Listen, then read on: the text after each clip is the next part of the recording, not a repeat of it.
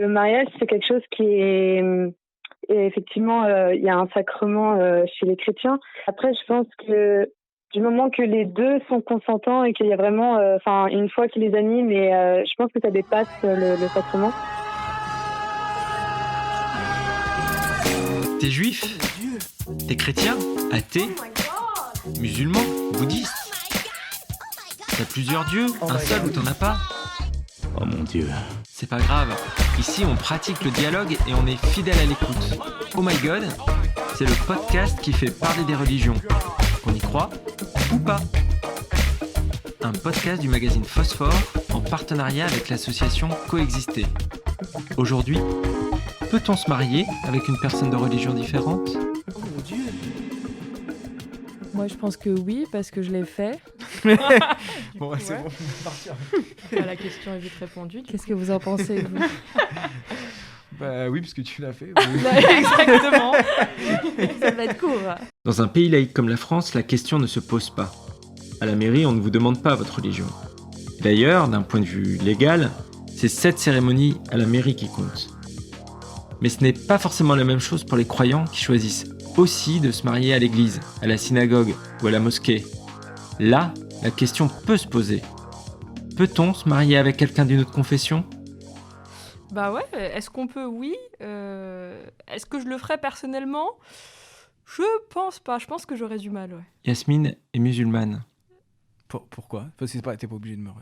Parce que je pense que je serais continuellement en train d'essayer de convaincre mon époux que l'islam c'est la vérité, d'être musulman, etc. Et voilà, en termes de libre arbitre, voilà, c'est moyen. Voilà.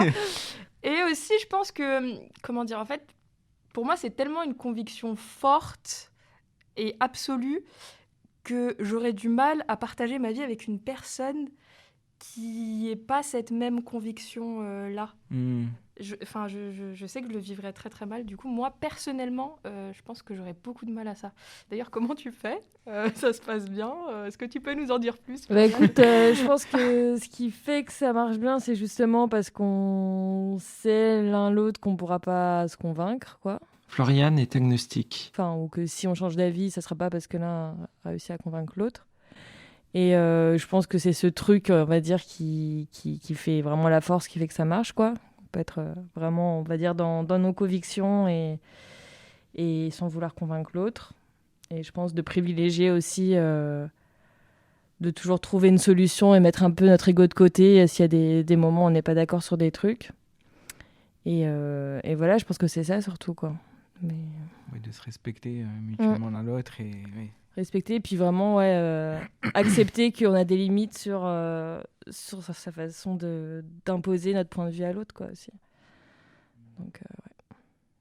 Mais après, je comprends totalement le côté où, quand tu as une conviction forte, il y a des trucs où tu as besoin que la personne le partage aussi, quoi. Donc je comprends totalement. Après, voilà, dans ce cas-là, c'est un peu pareil pour les convictions politiques. Voilà, exactement.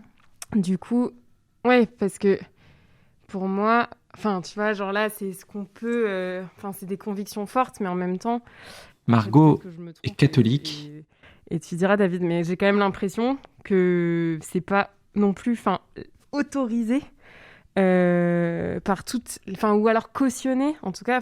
Autant mariage musulman et chrétien, j'ai déjà pas mal vu. Autant dans tous les sites... juifs que j'ai pu aller voir, c'était vraiment en mode... il y a que... La condition, c'est de se convertir, quoi. Et dans la religion... Sachant que la conversion ne doit pas être faite pour l'autre. Ah bon ? Non, tu dois te faire théoriquement la conversion. Ah oui, c'est un chemin personnel, quoi. Un chemin personnel, une profonde conviction. Ouais. Et dans le catholicisme, c'est... En gros, moi, j'avais déjà discuté de cette question avec un prêtre. Il m'a dit, bon, ok, ça, on peut... Il y a des choses qu'on ne peut pas enlever vraiment, vraiment dans le mariage. Il me dit ça, on peut enlever, dans le rite, dans la liturgie, etc. Mais en fait, la question pour la centrale de ça, c'était... Il y a un moment, dans l'échange de consentement, il demande est-ce que vous êtes prêts, en gros, à accueillir les enfants que Dieu vous donne et les élever dans la foi de l'Église ? Et du coup, ça, il me dit, ça, par contre, on ne peut pas l'enlever. Donc, ouais. Donc si vraiment ton mariage... Enfin, en fait, oui, on peut se marier de... Là, je parle carrément si on fait un mariage religieux, en plus de... Parce que si on veut en plus un mariage religieux, je pense que cette question, elle est... Ouais. Enfin, en tout cas, moi, c'était vraiment le point qui avait dit fallait réfléchir pour la suite, quoi. Moi, en tant que juif, si on s'en tient à la lettre des textes juifs, effectivement, le mariage, il est proscrit entre un juif et un non-juif. David est de confession juive. Effectivement, comme tu le dis, la seule solution, entre guillemets, je ne sais pas si on peut appeler ça une solution, mais c'est que la personne qui n'est pas juive se convertisse au judaïsme. Mais dans la pratique, je sais que ça se fait très fréquemment aujourd'hui en France, et c'est un peu tabou. Enfin, pour nous les juifs, c'est tabou, mais en réalité, je ne sais plus ce que j'avais lu, mais je crois qu'il y a quasiment aujourd'hui un juif sur 3 qui est en couple mixte. Après, c'est difficile de faire des statistiques, parce qu'on ne peut pas faire de statistiques en France, mais donc ça représente quand même une part importante de la population juive. Donc, de fait, je ne sais pas si on peut, mais il y en a qui le font. Aux États-Unis, je sais que c'est très, très, très fréquent, beaucoup plus encore qu'en France. Mais voilà, dans les textes, si on suit la lettre du texte, c'est pas possible. Après, à mon sens, moi, je répondrai à titre personnel, oui, je le peux. Enfin, je le ferai peut-être, probablement. Et je trouve, mais ça n'a rien à voir avec la religion, mais je dirais presque que je me verrais presque plus me marier avec une personne qui n'est pas de confession juive, parce que je trouve qu'il y aurait une richesse incroyable des couples et ce qui serait amené aux enfants, qu'il y aurait peut-être pas, j'en sais rien, mais en tout cas je l'imagine. Je trouve que ça serait plus riche pour le couple, pour le foyer, pour la famille, d'être marié avec quelqu'un qui n'est pas de ma conviction ou confession. Voilà, et je pense que c'est absolument pas incompatible de garder sa tradition, de garder sa conviction, de garder sa foi, et de la transmettre aux enfants.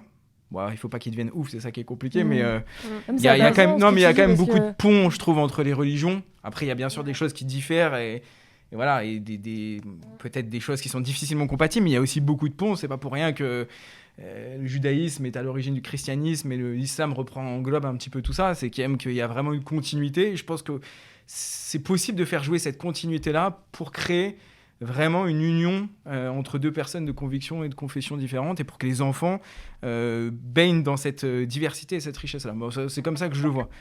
Il n'y a pas grand-chose à ce sujet dans la Bible ni dans le Coran. Il faut dire que ces récits ne racontent pas des mariages d'amour. Ce sont des intérêts économiques ou sociaux qui guident les familles dans les mariages. Des arguments qui ne tiennent plus la route aujourd'hui, dans des sociétés multiculturelles comme la France, où depuis le 19e siècle, on célèbre des mariages interreligieux. Ouais, c'est intéressant ce que tu dis, parce que c'est vrai que c'est rarement montré sous l'angle de la richesse, que la différence, souvent, c'est avec le regard d'un adulte, en tout cas, ça va être la source de conflit, quoi. Et surtout en pensant aux enfants, etc. Alors que, moi, je sais que du coup, entendre des enfants de couple mixte, ça m'avait vachement soulagée, parce que je me suis rendu compte qu'on projetait beaucoup de craintes sur cette histoire de transmission de religion. Alors attention, c'est quand même un vrai sujet important et effectivement dont il faut parler, etc. Mais effectivement, voilà, j'ai souvent remarqué que c'était traité sous l'angle de la crainte, etc. Et alors qu'en fait, finalement, quand tu regardes des enfants de couple mixte, tu te rends compte que... Ouais, je pense que c'est comme vous dites, c'est pas tant le problème du mariage en lui-même qui pose question, mais la transmission aux enfants. Et justement, quand on regarde aussi les textes religieux, t'as par rapport au judaïsme la transmission de la religion par la mère, et en islam, c'est l'inverse, c'est par le père. Du coup, je pense que c'est vraiment ça le réel problème, entre guillemets. C'est la transmission aux enfants et pas juste l'union entre deux personnes, quoi. Oui. Après, même, oui. L'union étant effectivement de fonder un foyer, mais oui, je suis d'accord. Oui, mais après, tout dépend ce que tu mets aussi derrière le sens mariage. Enfin, en fait, dans ce que tu disais, où là, c'est de dire, OK, on est en couple mixte, etc. Mais quand même, du coup, moi, personnellement, le mariage, ça reste un sacrement. Et je veux dire, j'invite Dieu dans mon couple, quoi, le jour du mariage. Donc, quand même, je suis d'accord, c'est possible, mais les unions mixtes, mais du coup, il y a quand même faut quand même que l'autre... Et c'est d'ailleurs ça dans l'engagement et dans la lettre que doit écrire un conjoint, mais il faut quand même que l'autre, il accepte et respecte ce fait que... je sais pas comment dire. Ah oui. Complètement. Que la présence de Dieu, elle soit dans ton mariage, elle soit dans ton couple. Mais est-ce que c'est incompatible ? moi, je pense que c'est quand même compatible. De toute façon, je pense que pour un mariage interreligieux puisse se faire correctement, de toute manière, ça passe forcément par mais c'est comme tu disais, c'est par le respect de chacun et la volonté d'accueillir la foi et la confession d'autres sans forcément non plus être assimilé à cette foi-là. Que chacun garde son identité, sa conviction, sa confession. Mais je pense que le respect, c'est vraiment la base du couple. Et j'ai pas de doute sur le fait que si tu transmets ce respect-là de la foi et de l'identité de chacun à tes enfants, les choses se feront de manière très harmonieuse, quoi. Enfin, je pense à titre personnel. Après, c'est des questions qui m'ont beaucoup, beaucoup pris la tête pendant un moment. Et un des trucs aussi qui m'a un peu fait prendre de la hauteur, c'est de me rendre compte que déjà, au sein de plein de couples de la même religion, il y avait des gros désaccords, mais même sur le côté religieux, en fait. En fait, je me suis rendu compte que dans plein de couples de la même religion, il y en a plein qui peuvent avoir des discussions genre super vives sur la religion parce qu'ils n'avaient pas du tout la même façon de voir les choses. Et c'était même une très bonne copine catholique qui m'avait raconté justement avec son mari comment dans leur foi catholique ils avaient des gros désaccords sur certaines choses et tout.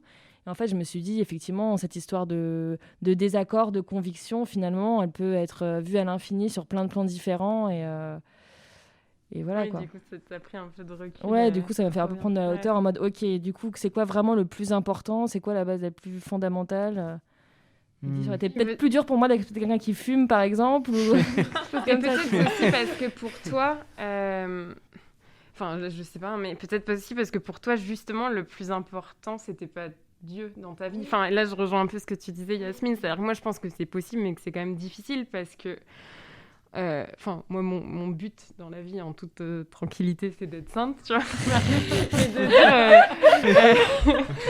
En toute détente. Et du coup, c'est quand même... du coup, ça reste un truc hyper important dans ma vie. Et donc, c'est un peu... La difficulté, ça va être de trouver quelqu'un qui accepte... ça reste quand même un truc super important et qui prend beaucoup de place. Et du coup, forcément, ton critère, peut-être que ça peut être... le dialogue dans le couple, je sais pas moi, le fait qu'il fume pas, etc. Mais en fait, moi, j'y attache quand même une importance parce que ça reste la base de ma vie, quoi. Ouais, c'est ça. Et c'est que moi, c'est ça qui est particulier pour moi aussi. C'est vrai que on n'est pas vraiment un couple interreligieux, quoi. C'est plus interconvictionnel. Et c'est vrai que finalement, la notion de Dieu, effectivement, elle n'a pas la place pour moi qu'elle a pour lui, quoi. Donc... Oui, mais parfois j'ai l'impression aussi que même des fois ça peut être presque plus dur. Enfin, des fois j'en ai discuté avec des gens qui me disent moi je pourrais être avec quelqu'un qui est croyant, quelle que soit sa religion, mais je pourrais pas être avec quelqu'un qui ne croit pas. J'ai eu pas mal de... Parfois aussi ça peut être cette différence-là. Un autre croyant avec un autre croyant. Enfin deux croyants ensemble, mais plus de difficultés avec... Parce qu'on se retrouve au moins sur la croyance, ce que c'est une religion, la prière ou des choses comme ça. Mais je pense que moi je pourrais avec une spiritualité commune quand même. Bon, après c'est hyper personnel en fait. Oh My God, le podcast qui fait parler des religions. On y croit ou pas ?